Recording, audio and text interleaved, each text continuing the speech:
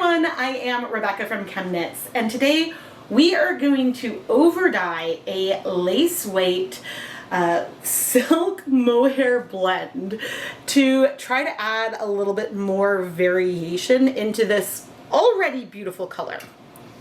Aloft is a lace weight yarn. There's only 25 grams in here, but we still have 260 yards. This is the colorway Kenai, and it is 72% Super Kid Mohair, 28% silk. Now when we're looking at this, you don't really see the definition of the yarn. You can kind of see that through the halo, but mostly you see the halo. This is not a yarn that you would typically use in a project where you want to see a bunch of stitch definition. Frankly, you likely would hold it alongside some other yarn when working with it. At least that's the way I've used this type of yarn the most in the past. And this color is fairly saturated already, so we're not going to transform it into something different, but we will be able to play around with layering some other colors on it to make there be more variation in here. Now, I do have a hypothesis that the mohair and the silk will absorb color a little bit differently. So I don't know if we'll at any point dye it such that it feels like the halo is deeper than the core. Color-wise, I think that might be hard to say, because if we zoom in here, you pretty much see the core more than the halo, even though it's the same color. So maybe we'll be able to say, oh, we shifted the color of the outside more than the inside in places. I don't know, but I'm excited to give it a shot. Now I need to go wind this into more of a skein out of this ball form, so that way we get more surface area for the dyeing. I would go use my automated skein winder for this. However, the last time I tried that, I snapped the yarn, and I don't want to do that. I forget if I was re-skeining the yarn after I had dyed it because I was concerned about felting, but whatever I did last time didn't felt, so we're gonna go for it and cross our fingers, and I think I'm gonna wind this by hand just on one of my PVC pipe nitty knotties. Aha, here's the end. Woohoo! Here is the yarn on my nitty knotty, and here is one of the ends just right here. And so what I'm gonna do is make a nice little butterfly tie with this ribbon and tie the end to it if I can manage this. There we go. I don't usually do this, but I know it would be really hard to find the end here otherwise. And I want this to be nice and secured. And so I'm going to do this for the other end as well, which is also down here. So I'm going to remove this from the nitty knotty, take this other end, pull it out. So the two ties we're going to have are going to be pretty close together, but I think it'll be okay, even though I should have done this way. I probably could have tied the two ends together and that would have been pretty good. But it is what it is. Might lose like an inch or two because of the knot, but there we have it. Yeah, I'm gonna add another tie. This yarn is so unbelievably fluffy. I mean, look at that. We're gonna wanna protect it. Okay. I wonder if I'm gonna feel a need to reskein this after it's dyed. We'll see how sort of clumped it is, but you'll notice that skeined fresh, it's bouncy, and we have a lot of volume here because of that beautiful halo. But anyway, let's pre-soak this now.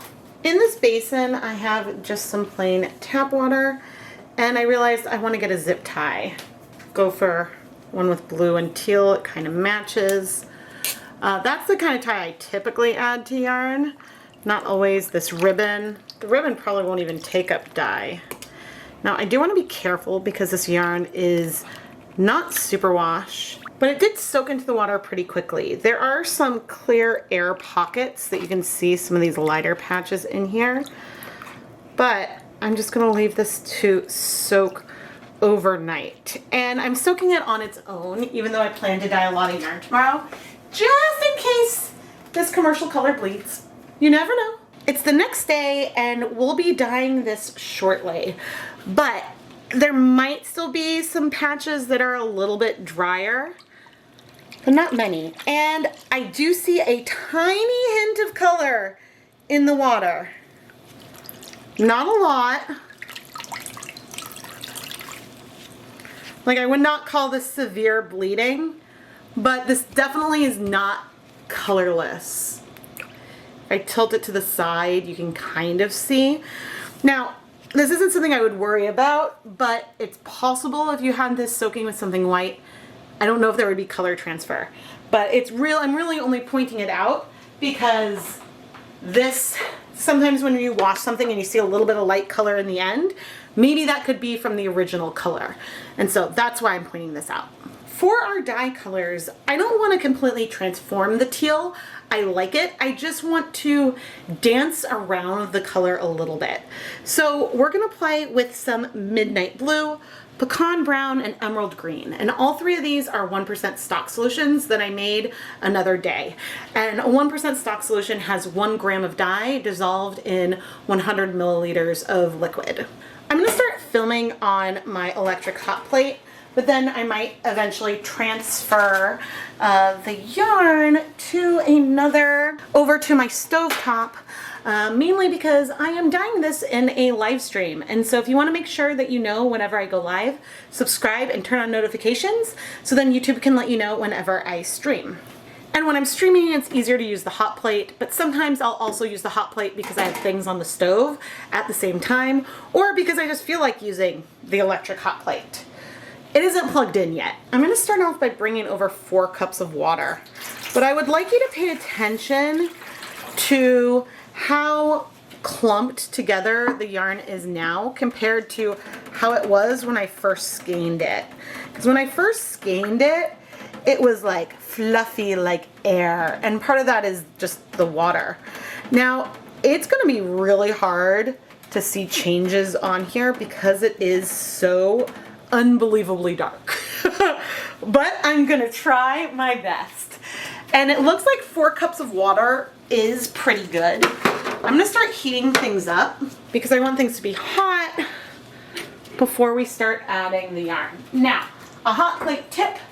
When you turn it off, always unplug it, just because if you have bumped one of the dials, then maybe the heat could still be on and you don't know, and you want to avoid that. All right, but we want to add acid. So let's add 2 tablespoons or approximately 30 milliliters of white vinegar. And to stir it up, I'm just going to tilt the pan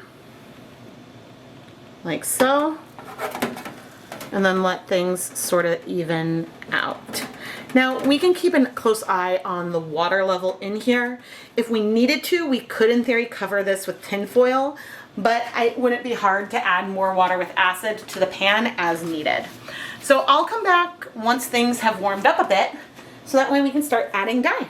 One side is heating up faster than the other, so I am going to flip the pan around and allow things to continue to heat. Part also the bottom of the pan isn't completely flat, but that burner is larger, so legitimately it can take longer. Although I am seeing some steam down there as well.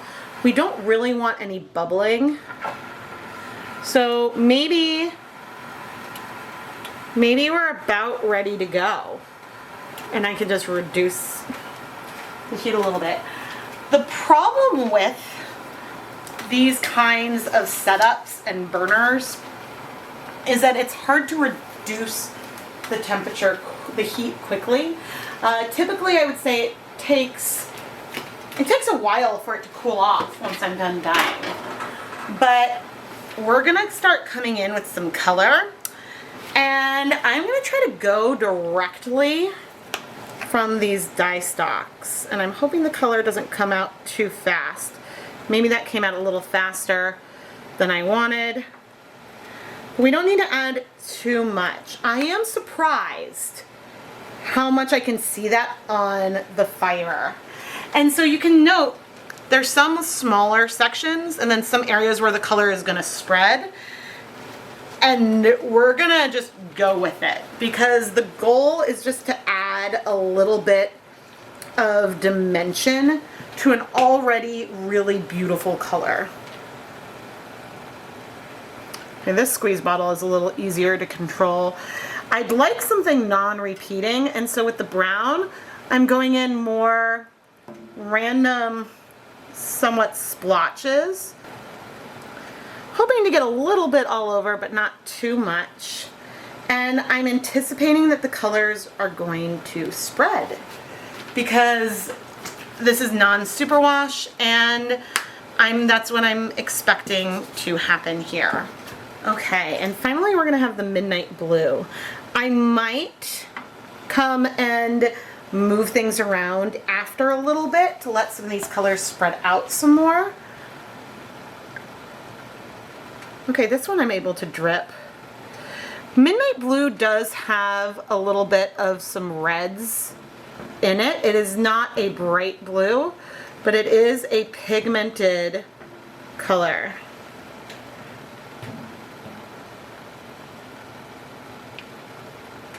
Because I considered doing something like scribble dyeing, but I didn't want to try to get too much coverage.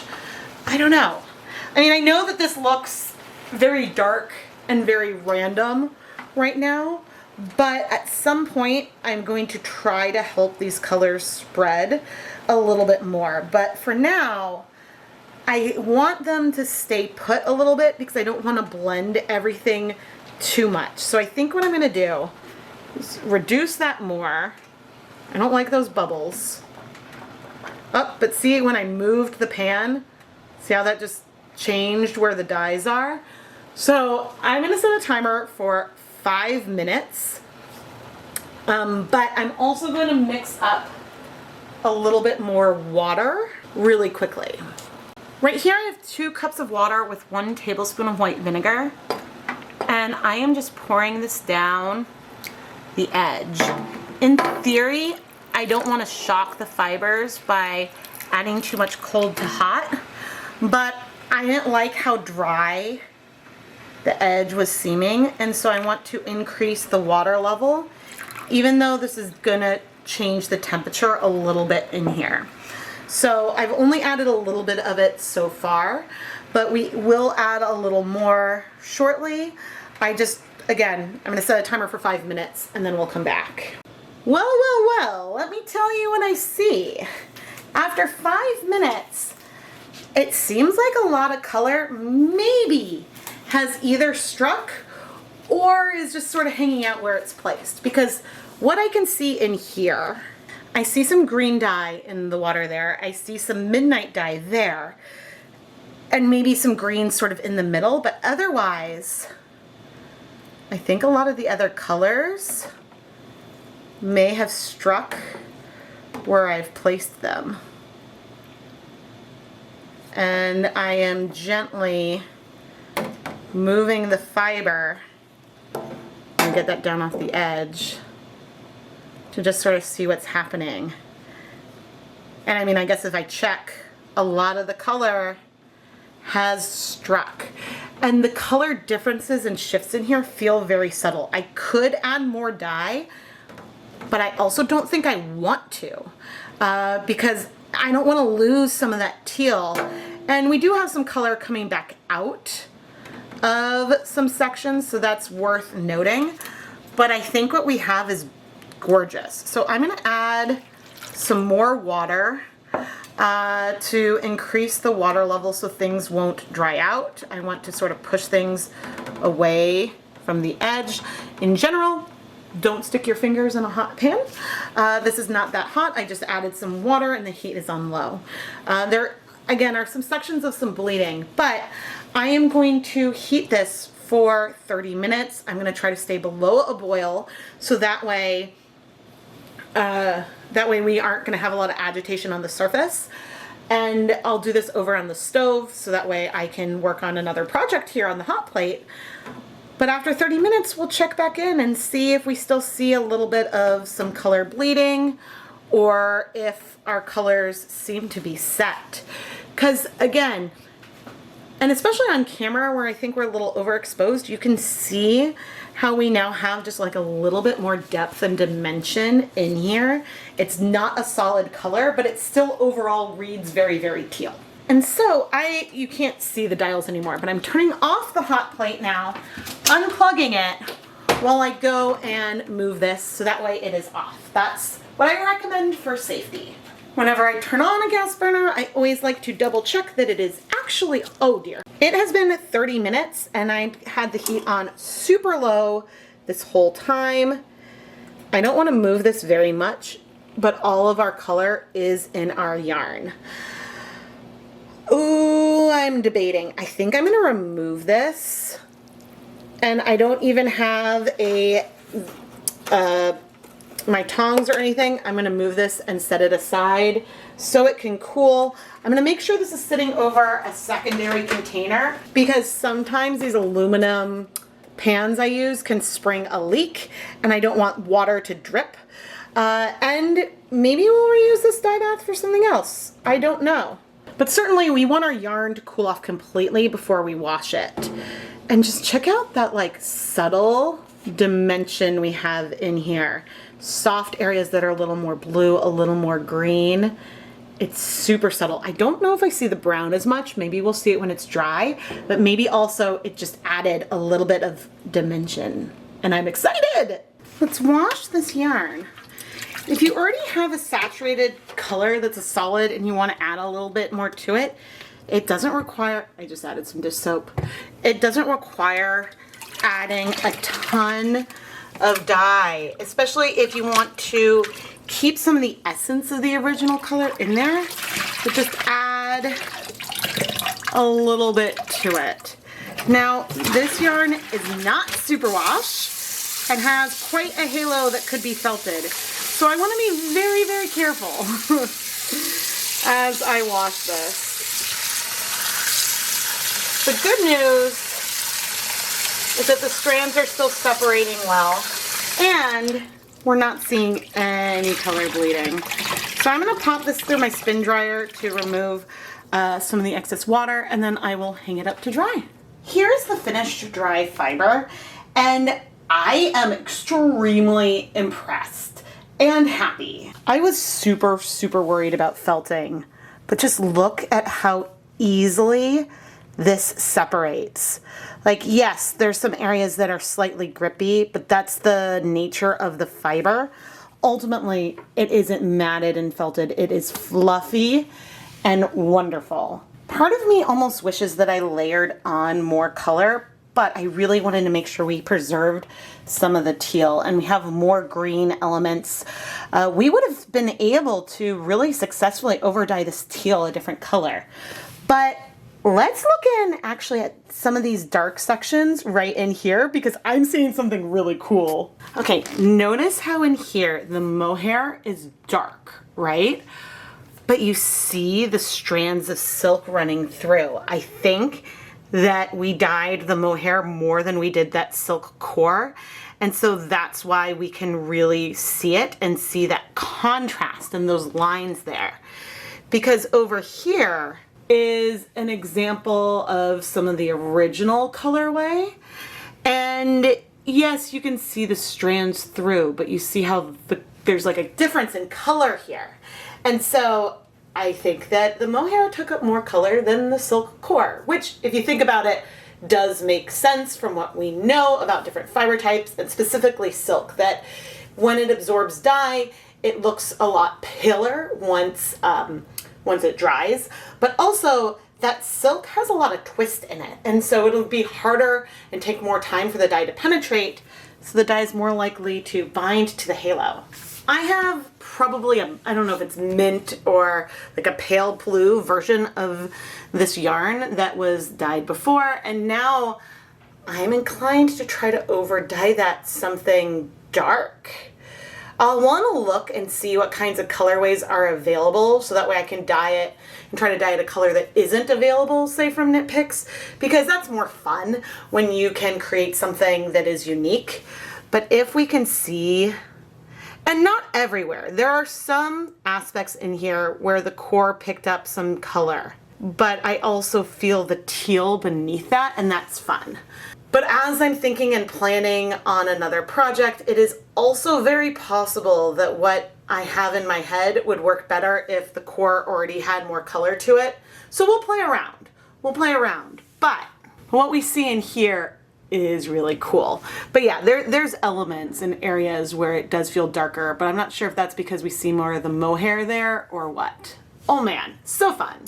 Rather than using my automated skein twister, I am going to twist this here. And I have one hand holding on to one side. The other hand is bringing twist in to our yarn, and then I'm going to fold it in half, twist this in a couple more times, stick one end through the other, and then I need to clean this up a little bit, straighten it out, so boom, we have a nice and pretty twist. The only thing that's not super pretty here are my ties, but hopefully you can forgive that because I think that this yarn is so fun. The color differences in here are very, very subtle. And again, this is a yarn you wouldn't use with super complex stitch patterns because the halo kind of obscures the stitches below. But this brings a little bit more dimension into the project, and that's a lot of fun. And this is something you can do with any type of yarn. It doesn't have to be a mohair silk blend. You can do this with any more saturated color if you want to work with something that isn't a complete solid, if you wish that there was a little more dimension overall in there. Even overdying with a little bit of the same type of color, you could get some more tonal differences and subtle shifts. It's just since the starting color is dark, everything is going to have a lot less contrast overall, giving you those beautiful subtle shifts. I am Rebecca from ChemKnits, and I really hope that you have found this video helpful. Are there other types of yarn that you would really like to see me dye? Please leave your requests down in the comments section. I keep track of all the questions and general video requests in a list, and then I draw from that when I'm working on making new content. If you want to support the content here on another level, I do have a Patreon. You can go learn more over at patreon.com/ChemKnits, and I will have a link to that down in the video description. Please subscribe. This is the biggest thing you can do to help support the content here, and turn on notifications so you don't miss a new video. I am Rebecca from ChemKnits, and thank you so much for watching.